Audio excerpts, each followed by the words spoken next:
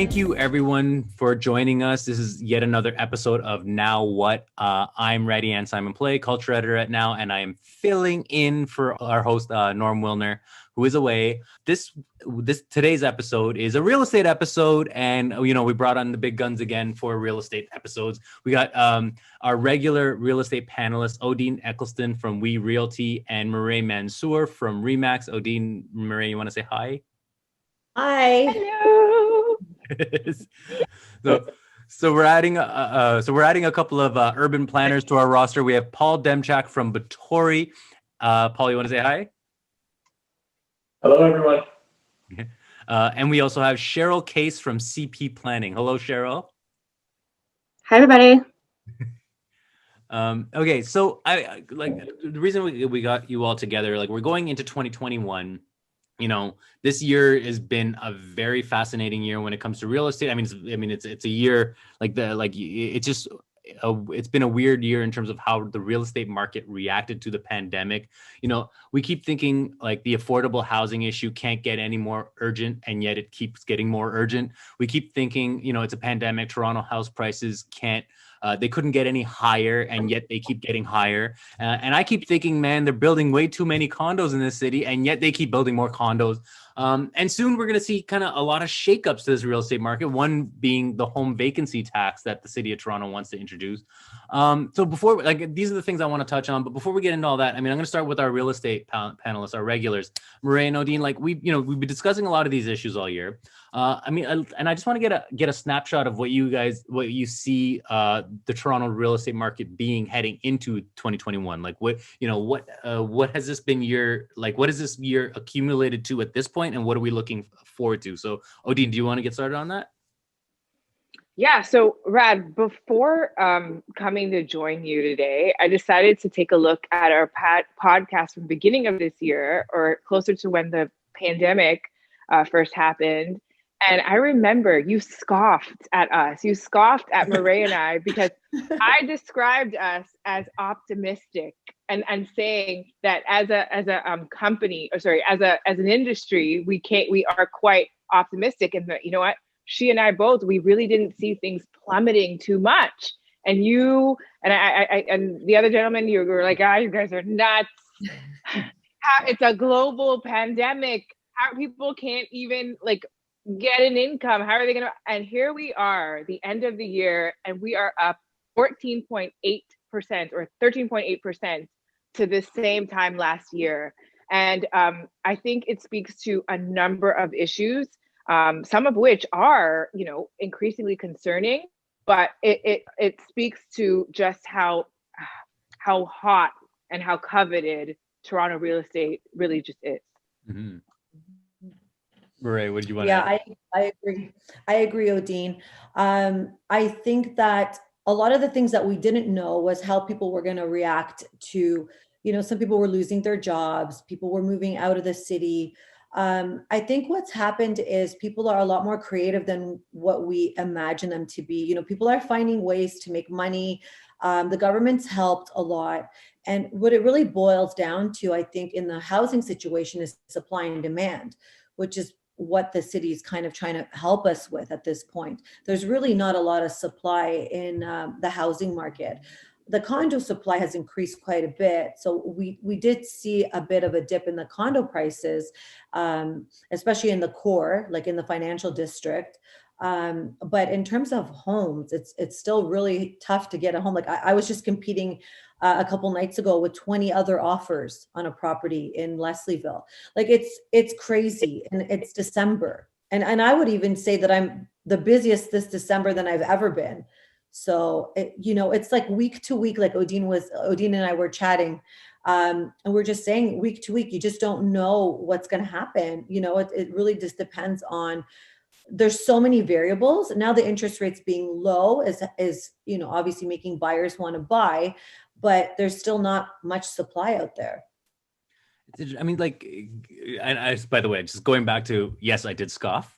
Yes, I do remember that podcast very well. I remember being like, I think I cursed, like, you guys are fucking nuts.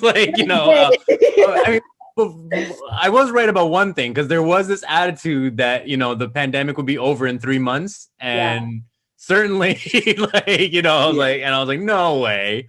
But that's where our optimism kind of bit us in the butt. yeah, for sure. Yeah. So waiting. I'm like, oh, it's gonna happen next month, and it doesn't. So, yeah. Like 10 months later, we're still having this pandemic podcast. But you were right. Like the real estate market just ignored all of that and kept going. But what are at this point though? We're looking at the condo. Like I feel like the condo market especially is at this weird standstill where it's like there's from my perspective, there's too much supply, not enough demand. We're seeing an overwhelming amount of listings, but the prices are just like kind of reluctant, like just slipping just a little. Like it's almost like they don't want to admit that they should be going down. Am I right there? Like, yeah. And I think a part of that is due to a lot of these condos were purchased by foreign investors. So they're just kind of sitting there. And I guess these foreign investors don't need to sell them. They're just kind of riding the wave of the pandemic. So I think that the vacancy tax that they're proposing going to come in is going to help that a lot, one, and also increase the supply in the homes as well. So I think that's going to help on a lot of different fronts. Okay, so let's hold that thought for a second. Cheryl, let's bring you in. Yeah, Cheryl, you were going to jump in anyway. I was ready to so I would say that we're dealing with a really complicated system, right? Like people invest in land for personal value, right? That could be personal value of they need a home for their family. There's investing for their future well-being. The unfortunate thing also is that sometimes once you've met those two goals, it becomes an ego issue. It becomes the maintaining the property of land becomes your ego. If you're having your family needs are met, you have enough money for your savings for a safe and comfortable retirement. The maintaining your house value becomes not renting it lower, not selling it for lower, becomes an ego thing. And that is actually quite destructive. That's why we're seeing a lot of people not selling their properties for lower value, even though maybe they do want to get rid of it. Their ego says, I put this much money into it. At this date, I wanted more money out of it. And this is what is success for me. And this kind of gets towards the issue of this concept of profit, right? So at the moment, profit oftentimes is thought about as an individualistic thing. What is my individual profit, or what is my collective profit of my institution, right? That's when we go into all these different organizations that do investing in property for profit. But I would say that collectively we're not profiting when these individuals are profiting and everyone else is suffering. Collectively, we are we're becoming poorer essentially. And we see that in the massive amounts of evictions that are happening, while some people are holding onto their properties for their imagined profit. The community is getting poorer. Interesting. Paul, where do you stand on that then, in terms of that snapshot of this standstill?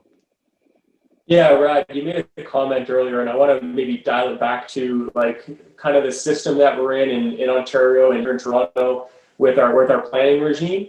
So, and I've had this conversation with Odeen in the past. We have this, I'll call it hierarchy of planning. And I'll start maybe back in the late 90s, early 2000s, where, we were building average 30,000, upwards of 30,000 detached units annually. And then in 2005, 2006, the province at the time introduced a bunch of legislation, including what's known today as the Ontario Greenbelt, the Places to Grow, the Growth Plan. And what that basically said is two things: stop building out and build up, right? So that number of detached housing units has significantly gone down ever since that time in 2005, to the point where we're building way less than 10,000 units annually detached. I think right now we're hovering around 5,000 units annually this calendar year. And then the condos are trying to make up some of the shortfall in terms of the lack of supply. Mm-hmm. My humble opinion is we're not enough. We need to build a lot more, and ideally we're building more of a mix of housing, not just one typology of housing. Yeah, I would agree on that in terms of the supply. I very much agree that it's definitely a supply issue. I know that even to take example of Brampton, there are tons of illegal basements in Brampton, and a lot of those people are not being counted in the census. So that means that, the census might say, 2016 census might say that we have about 600 or 700,000 people living in Brampton. That's a really an estimate that we can actually really verify as being a good estimate. The same thing in Toronto, where you have tons of people living in group homes, right? So that's an example of people living in a situation where, because they don't have an option to live in another apartment. Also, we have tons of people, I would say like myself, who are not seeking their own apartment. I very much could find my own apartment if I want to. I do make enough income to afford an apartment, but I'm not going to be paying these rates. No way in heck. I like to save my money, right? So there's tons of people in my age bracket, I'm 25, who would love to be moving out, but they don't, because we want to save our money. And so that's another existence of supply that is not being accounted for. And of course, in addition to when immigration comes again. So we definitely need a lot more housing to be built.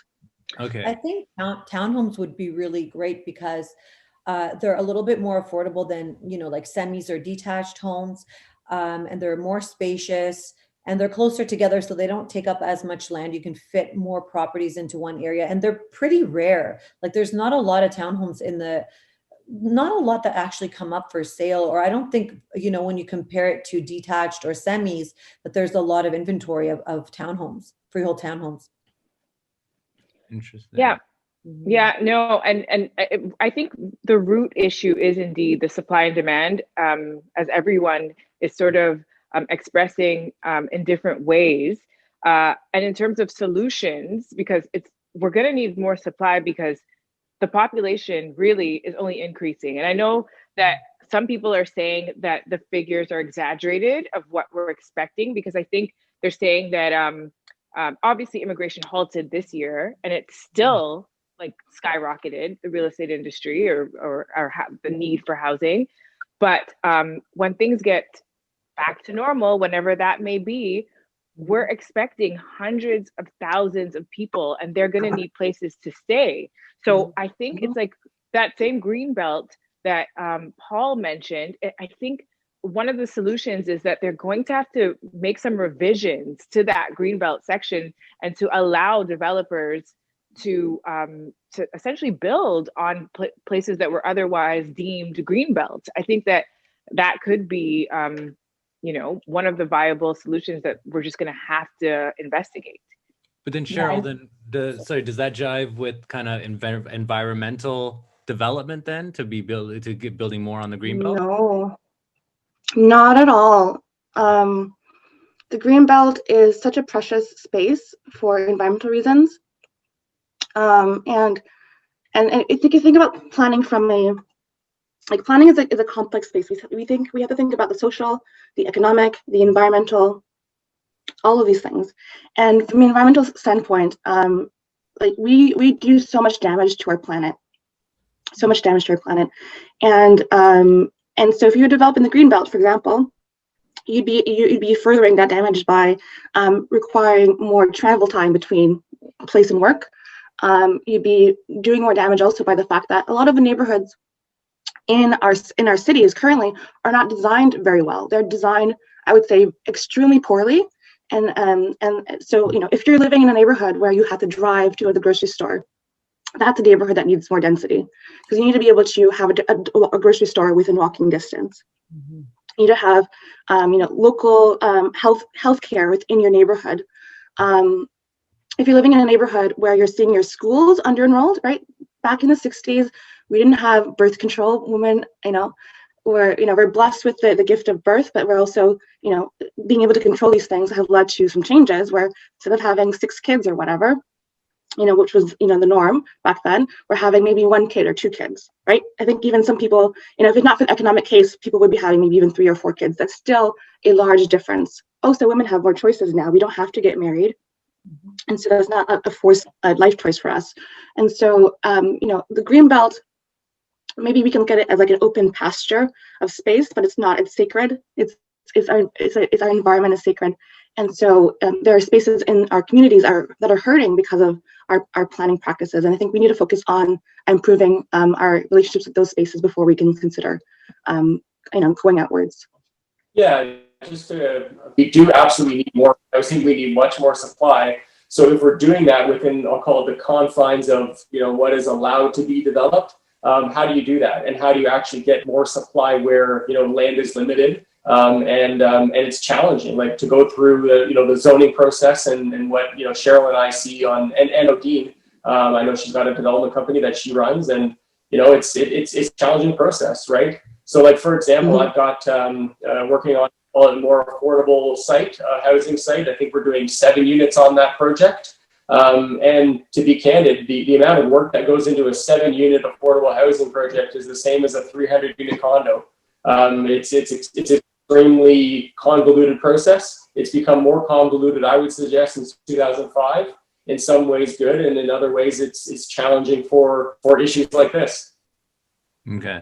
Well, I want to take it back to one thing before, because I mean, you're touching on a much bigger conversation that I definitely want to give a lot of attention to. But I mean, one of the first things that Cheryll was talking about was ego, was this notion of people not reducing their rents and not dropping their prices because of an ego thing. And I wanted to bring that back to Meray and Odeen. Meray, like, have you noticed that the ego is coming into play when it comes to people refusing to drop their rental prices or their sale prices?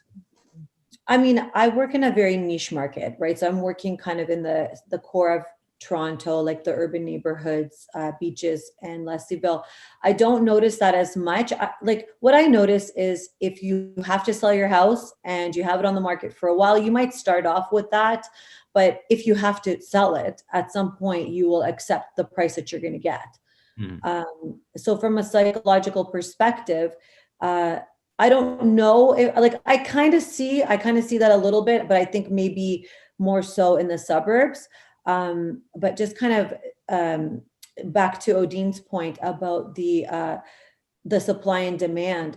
If you look at it from a psychological perspective, when you look at the pandemic that's that's affecting the whole world, and you look at our system here, I think we have been handling it fairly well compared to a lot of other places in the world. We've been fortunate that our government's been able to help us a little bit. And, Canadians were known for being kind of conservative and, we toe the line a little bit. So I think because of that, and then also because a lot of people have moved out of Toronto, gone to their cottage and sold their property. And, a lot of the condos downtown, people have left because they're not working in the core anymore right now. But as Odeen was saying, once it kind of normalizes again, people that like living in the city, like the nightlife, want to be close to work, they're going to start going back to offices at some point, at least a few times a day. People are going to want to be back in the city. So we're gonna experience a large amount of people wanting to move back to the city. And then once immigration opens up again, this is totally my opinion, and just kind of judging from my psychological perspective, I think people are going to want to immigrate to Canada even more so than ever. So we're going to experience an influx of people wanting to move into Canada. And the reality is what's going to happen is people are not going to be able to afford living in the Toronto area, the downtown core, or they're just not going to be able to. People are going to have to move out to the suburbs. People are going to have to move into condos.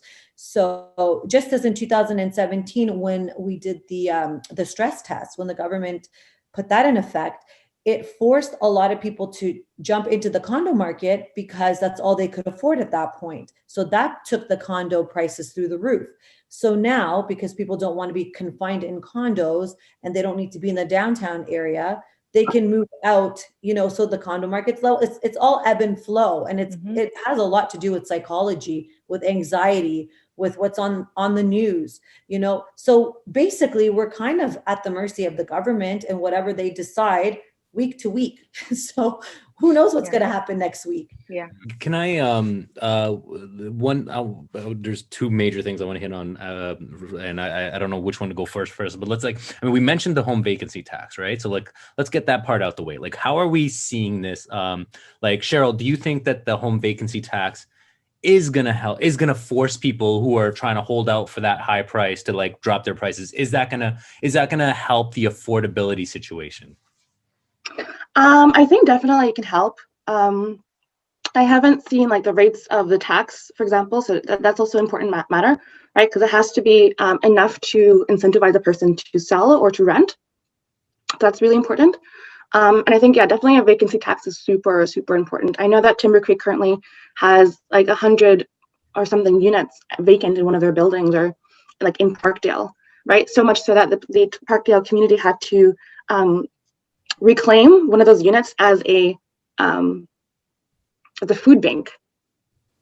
Yeah, right. Just a small tidbit. I think I read a stat actually on the Vancouver implementation of their housing tax, and I believe it increased the supply, or sorry, it helped reduce the number of empty homes by I think roughly 25%, which is beneficial, right? That's a great thing to happen, right? To put more supply in the market. I'll be candid, I just don't know if that's enough. Like, is that delta actually enough to make a dent in the actual issue of supply and demand? I don't know, right? That's for Odeen and Meray. Paul, did they raise it to 3% in Vancouver? I thought I read that somewhere. I think so. I think there's I think it's being implemented up to 3% starting 2021. Right. Yeah. And ours is 1%, right?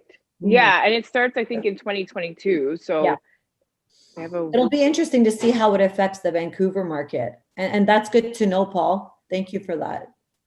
Wait, ours starts in 2022? Mm-hmm. Yeah, right? Holy shit. I thought this was like more of an emergency measure here. And it's 1% versus Vancouver's 3%. So how serious is this vacancy tax? Interesting. So the other thing then, like, that I really wanted to get, like, that Cheryl brought up is you know, when we're discussing this green belt business, right? And we're discussing like the way, or like the environmental, like, you know, how we build these condos, how we develop the environmental aspect, basically the planning, how these things can be very poorly planned, right? And planning is just so essential in how you develop these condos, how you develop these residential developments, and even like affordable housing. One thing that really got us all reacting is, and Paul, me and you were talking about this a little earlier, and I'll let you take the lead and explain this, is when the Ford government fast tracks certain developers and bypasses the city's red tape, because the city is very much has a process of making sure that these developments are planned properly, and these developments serve the community, and these developments there's enough plumbing and such in an area where you're going to put up this development. There's enough green space and tree, what's that called? The tree canopy and such in these spaces. So when the Ford government says, "Hey, my developer buddies, let's let's give you some West Donlan space to fast track your real estate development," Paul, I mean, maybe I'm not being the most like fair when I describe it. So you want to describe what that situation, what the Ford government does when they do that? Sure. So just as a really quick preamble, so right now the Ford government has been using a number of MZOs, or what's known as minister zoning orders. It's essentially under their mandate, a pro-business mandate to try to fast track development in some cases, like you mentioned. And they are using it for the purposes of mostly for employment purposes, but for sure the conversation has come up, and you're starting to see some mixed use and residential developments also being, I believe, looped in there. In terms of the MZO approvals, it's a tough conversation, right? We're going through an issue right now, as you know, belabored on this podcast so far, about the whole supply and demand issue, right? And in my experience and my working with municipalities, and just as a quick background, I've been both behind the table at the municipal side of government, and then also now processing applications for developer clients, home builders, etc. It's a challenging process. It takes a lot of time. And to make that housing supply go faster, I don't think there's enough tools being utilized. Is a minister zoning order the right tool? Maybe not, but it's one of the only tools right now that the province is using, without essentially, in my opinion, doing sweeping changes or greater reform that maybe should occur from a bigger picture perspective. Yeah, I think Paul made some fabulous points. The process is intense. I know that one of my project partners that I work with, they were wanting to build affordable housing in Little Jamaica, which we know is a neighborhood that is at risk due to gentrification. And we were looking at what are the options to build this home, to redevelop these properties that we have under our ownership. And the zoning process and the zoning policy said only that you can build a townhouse, which, in some areas maybe you can build it as affordable, but for this specific case, those townhouses would have to be sold for $1.2 million if built. Not affordable, not what we want. And so now I'm going through, I'm pretty excited about this process I'm doing with Jennifer Kismat. So I'm a policy person, but sometimes policy is incredibly slow. And so that's why I started up a small little startup where I'm looking into developing a new concept for building affordable housing. And so with my partner and I, Jason John, who's a mortgage broker, we're pushing for this property to, instead of being townhouses, to be 4-story apartments, like a 4-story apartment building. So you can have multiple units, some at market rate, some at affordable rate.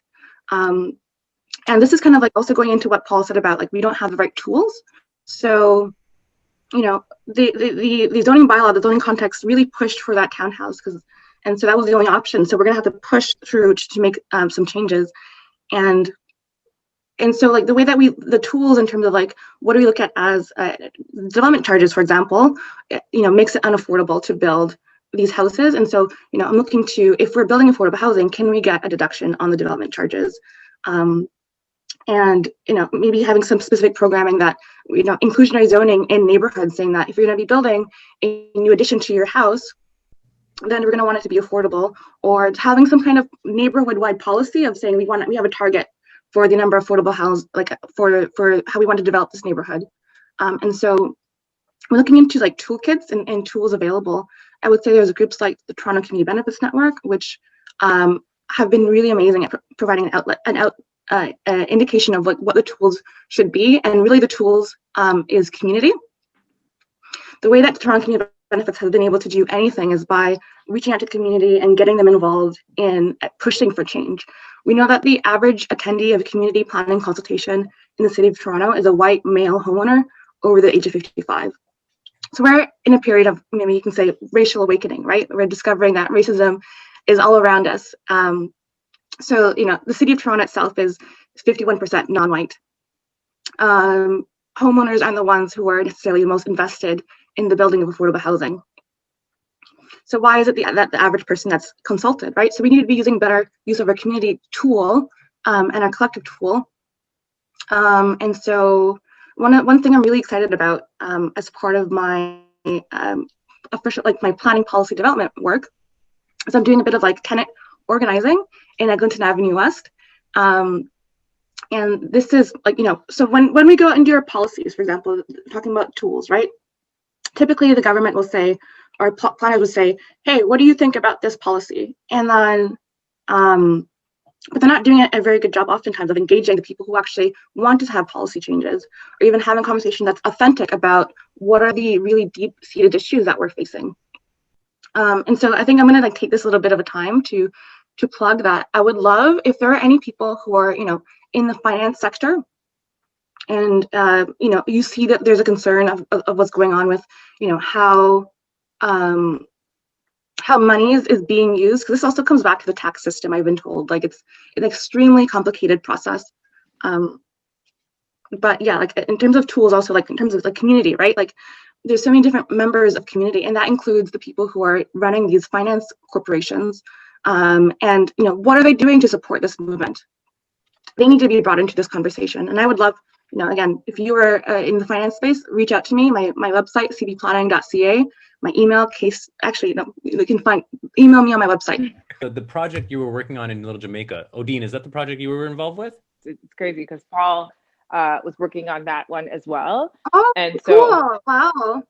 Yeah, that's a great example. And I was speaking with Rad about it yesterday, about how somebody could have the most sort of altruistic and benevolent of aspirations to do affordable housing, such as that property owner. And we were trying to work with him. Our company was trying to work with him in order to materialize that dream. But the sheer cost of doing business, as you explained, Cheryl, it's just, it makes it extremely difficult to make it to call them affordable. But it's interesting because a point that you made up about, like, maybe getting some breaks with development fees and stuff like that. The issue I think that could arise is then yeah, it becomes more affordable, but it's still a commodity. And so then when that person owns it, when they're ready to sell, they're still going to be making that huge profit. And so the government knows that, right? So I don't know. This is where my concept kind of comes in again, because I'm looking into like co-ownership models where where that for example, the new affordable housing would be kind of co-owned through this corporation. You know, the makeup of this corporation is to be determined. Like, I didn't create this for myself, I created this for people. And so if it's a nonprofit, if it ends up being, you know, I think it would be amazing if it became a government agency. That would be pretty cool. But that way it would be kept as affordable, and it would be kept for its true value, and that is to support community. And to support community, the housing has to be affordable. And so that's something that I'm also working on, and I look forward to sharing it more widely when we're ready. And Brad, may I just make a point? Because Cheryll is an example, because I was thinking, because really, I think all of us, other than Cheryl, Cheryl, I don't know, are you a millennial or a Gen Zer? Technically, I'm a 1995 baby. Right. So then I think we're all millennials, but then I think I'm millennial. Oh, okay. I'm on the cusp. Yes, exactly. She's like on the cusp of, is it called Generation Z? I don't know. Meray, are we millennials? I'm barely. I think I'm the last year. We're barely millennials. Like, go on. Last year of it. Thanks for throwing me under the bus. Sorry, Meray. I'm just like, it's beautiful. My point is that I wouldn't be surprised. I'm quite optimistic that like Cheryl, her being 25 and the generation sort of beneath her, I think they're the ones that are probably going to come up with these solutions that are kind of harder pressed for our minds to come up with, and even for, say, baby boomers to come up with, because we're just so used to the concept of real estate being a commodity, right? And as long as I can remember, that's I feel like how most societies have been set up, right? But I feel like their generation, we can see creative solutions that arise just because they're going to be in need too, right? Yeah. This is necessity is the mother of all innovation, right? So I think this is quite related to what we're talking about. So this year, I hosted a conference called The Next Step. I got really tired of the way that planning conferences are run. They're very much like a bunch of planners talking to a bunch of planners, and that's not, planners don't need to talk to planners. They need to talk to public. They need to talk to finance people. They need to talk to social service agencies and charities, because those are the people, and social service agencies are the ones that have community, and the finance people are the ones who have money and power. So I call it The Next Step to kind of, put the center equity in all the conversations. And so the next 2021 conference, we're going to have a panel called Silo Busting. And so I think I'll have to preface this by saying I was raised Christian. I've come to be agnostic. I think it's a lot for me to handle like these concepts. And I'm definitely open to these ideas, but in planning, there's this kind of divorce that has happened between our relationship with Mother Earth and all the animals and all those things, right? And we're destroying it in effect. And one thing that I found out that was quite interesting is, for a long time, churches were able to have shelters in them. The reason why is that churches are a place of worship, and a place where you worship God, and you were to be holy in a church. I employ those. I can speak only again to Christian because I have a relationship with that religion, but shouldn't Christ and the Lord and that be in all of our spaces and all of our land, right? So the issue is that it was allowed in churches, these shelters, but not in neighborhoods. You couldn't build these houses in neighborhoods, and so I think to be able to provide affordable housing, it would be one of the greatest things that we can do, I think, in service of I'm agnostic, so I don't think I can say in service of God, but I think definitely in service of this holy gift, like this gift that we have of life.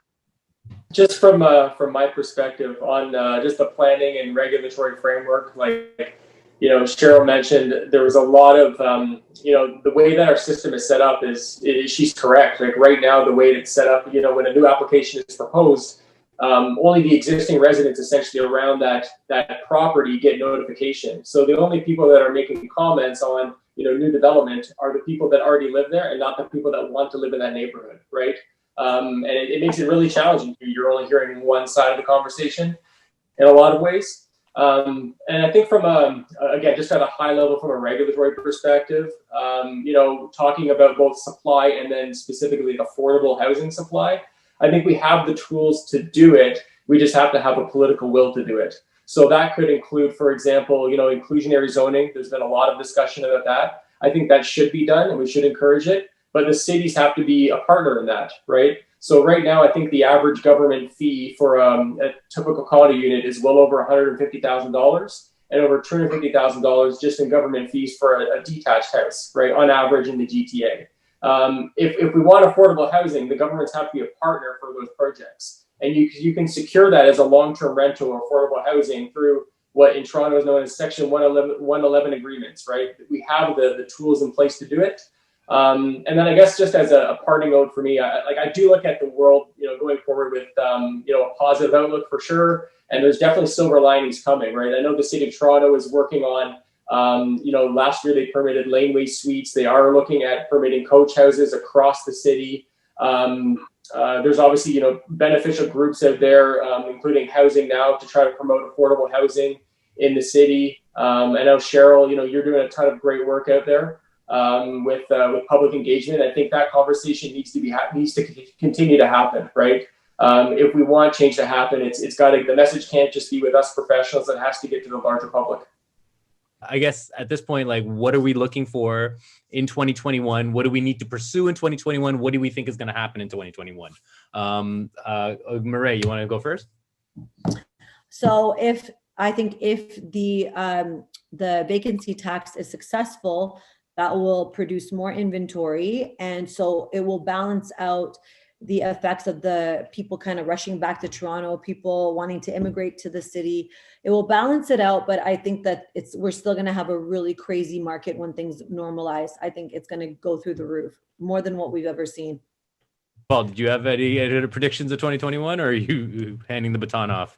I don't have predictions on necessarily the market, but what I will say is, this pandemic for sure saw a lot of people leave the city, both from like an employment and living perspective and in condos. But I think the same way that we're craving, seeing family, and we're all really looking forward to that.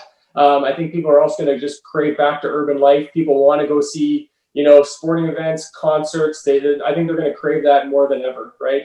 The same way, back when the Spanish flu ended and we saw the Roaring 20s, I think we're going to see the same thing here in Toronto after this is all said and done.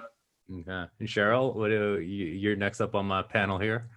Okay. I predict, I'm speaking to the audience, you will feel inspired and you will feel hope.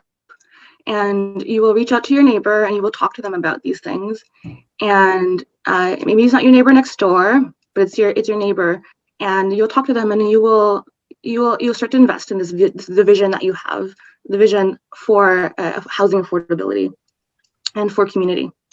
I love that. That's my prediction. I love that what this podcast turned into. Odeen, last thoughts to you. You close us off. You bring it home. Okay, I think that we're going to see the start of a lot of the retail space in the GTA being converted into living space and residential space. And I think that that's going to be a part of the solutions where people can get into the housing market through condominium ownership. And I also see, so it's going to be sort of win-win for everyone. So people will be able to afford if they're willing to get into the condo market, because there's going to just be increased inventory once all of the conversions from retail space to residential space occur. And that people are still contrary. Yes, some of them will indeed head back to the city, but the people who move to the suburbs are going to realize that suburban life is where it's at. And that's going to continue to skyrocket as well. Spoken like a true Ajax. Wait, is it Ajax? Pickering. Pickering. Oh, Okay. I'm from Pickering. I pushed you a little over the board. Okay.